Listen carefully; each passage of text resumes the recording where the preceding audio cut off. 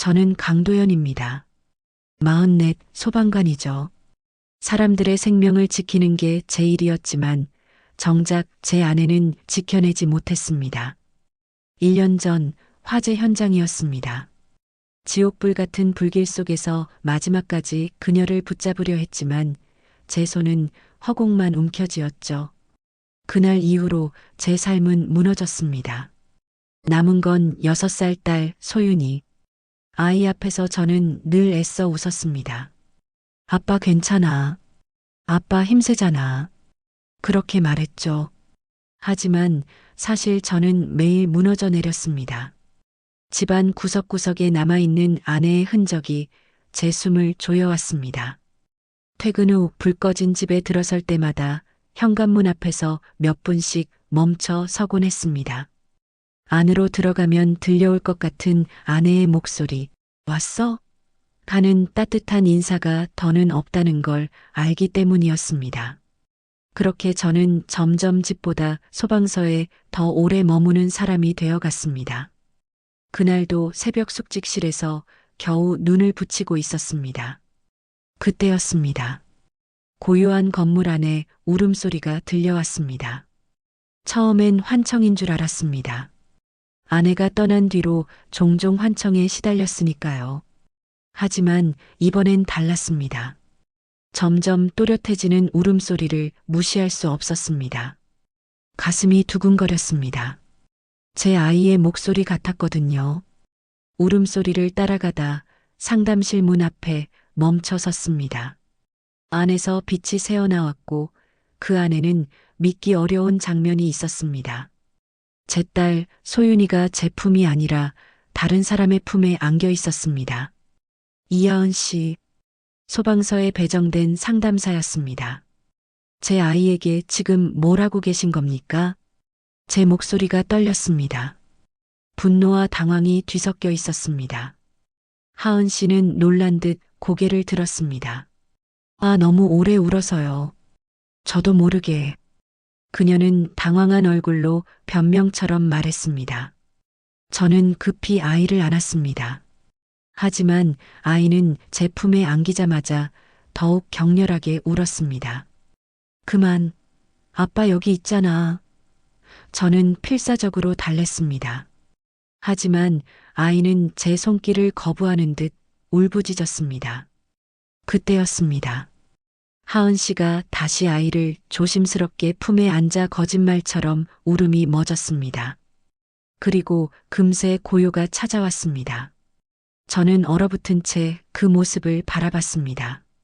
아버지인 제가 달래지 못하는 울음을 낯선 여자가 단숨에 멈추게 한다니 심장이 무너져 내리는 기분이었습니다. 그날 이후로 이상한 일이 계속됐습니다. 소유는 어린이집에서도 집에서도 자주 울었습니다. 하지만 신기하게도 하은 씨가 나타나면 금세 조용해졌습니다.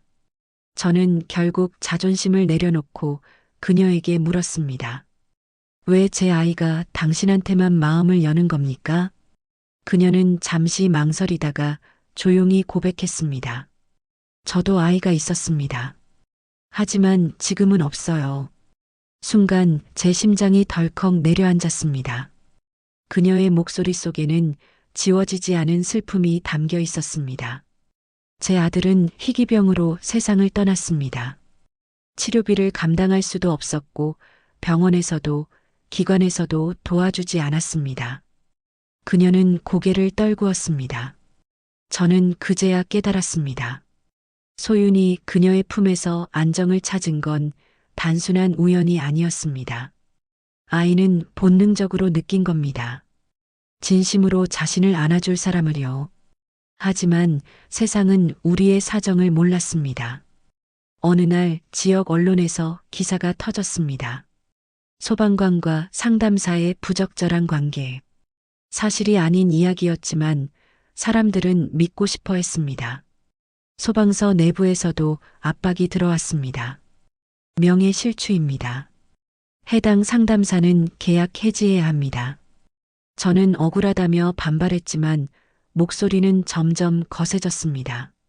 결국 하은 씨는 떠나야 했습니다. 그날 밤 소유는 또다시 울음을 멈추지 않았습니다. 분유도 거부했고 밤새도록 울다가 결국 탈진하듯 잠들었습니다. 작은 몸이 점점 쇠약해지는 걸 보는 건 지옥이었습니다. 며칠 뒤 아이의 체온은 급격히 올라갔습니다. 응급실로 달려갔죠. 의사는 심각한 표정으로 말했습니다. 아이가 큰 스트레스를 받고 있습니다. 혹시 최근에 환경 변화가 있었습니까? 저는 대답할 수 없었습니다. 그때 깨달았습니다. 아이에게 가장 큰 환경 변화는 하은 씨의 부재였다는 거요. 결국 저는 자존심을 버리고 전화를 걸었습니다. 하은 씨 제발 와주십시오. 제 딸이 당신 없이는 안 되는 것 같습니다. 제 목소리는 간절했고 절망에 젖어 있었습니다. 병원 문이 열리고 하은 씨가 들어섰습니다. 그 순간 기적처럼 아이의 울음이 잦아들었습니다. 의료진마저 놀라며 서로를 바라봤습니다. 저는 무릎이 풀려 주저앉을 뻔했습니다. 보셨죠? 이 아이는 당신 없이는 웃을 수 없습니다. 며칠 뒤 저는 기자들 앞에 섰습니다. 저는 소방관이기 전에 한 아이의 아버지입니다. 제 딸은 상담사 이하은 씨 없이는 행복할 수 없습니다. 세상의 오해가 두렵지 않습니다. 제 아이가 원하는 건 단 하나, 진심으로 자신을 사랑해줄 사람입니다. 이 이야기가 좋았다면 구독, 좋아요 부탁드립니다. 좋은 하루 되세요.